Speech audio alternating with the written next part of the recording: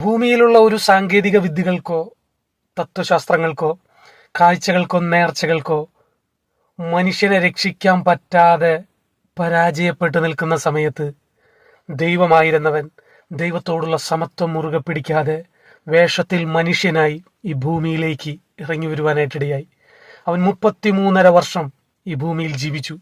33.5 വയസ്സിൽ രക്തം തിളയ്ക്കുന്ന പ്രായത്തിൽ അവൻ സകല മനുഷ്യരുടെയും പാപത്തിന്റെയും ശാപത്തിന്റെയും രോഗത്തിന്റെയും പരിഹാരമായി തൻ്റെ തിരുശരീരം ആ കാൽവറി ക്രൂശിൽ പിച്ചി ചീന്താൻ തകർത്ത് കളയാൻ ഏൽപ്പിച്ചു കൊടുത്തു. അതാണ് ദുഃഖവെള്ളി. നമ്മുടെ ജീവിതത്തിൽ ആ ദുഃഖവെള്ളി സന്തോഷത്തിന്റെ വെള്ളിയാ. കാരണം എന്താണെന്ന് അറിയോ?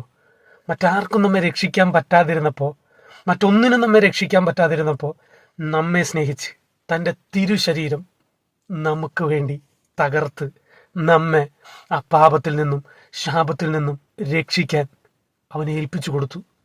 പറഞ്ഞത് ഇത്ര മാത്രമേ ഉള്ളൂ. ഈ ക്രൂശ് മരണത്തിൽ നീ വിശ്വസിച്ചാൽ നീ മാത്രമല്ല നിന്റെ കുടുംബവും ഇതിലൂടെ രക്ഷ പ്രാപിക്കും.